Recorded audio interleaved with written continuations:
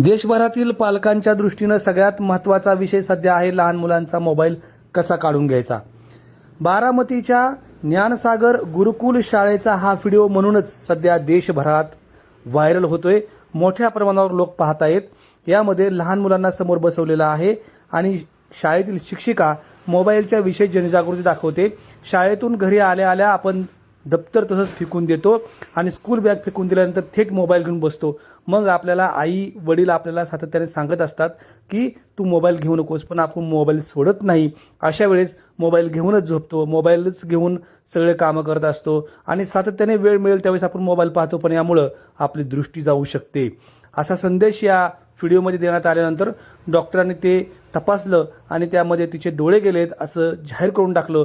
याचा धसका या बसलेल्या विद्यार्थ्यांनाही एवढा बसला की त्यांना ज्यावेळी हे मोबाईल पुन्हा तुला पाहिजे का म्हणून विचारायला सुरुवात केली, त्यावेळी या मुलांनी नको नको म्हणून सांगायला सुरुवात केली। हा मजेशीर व्हिडिओ सध्या देशभरात चर्चेचा असून या ठिकाणी मुलांना मोबाईल दिल्यानंतर मुलं मोबाईल घेत नाहीत अशा स्वरूपाचं चित्र दिसलं।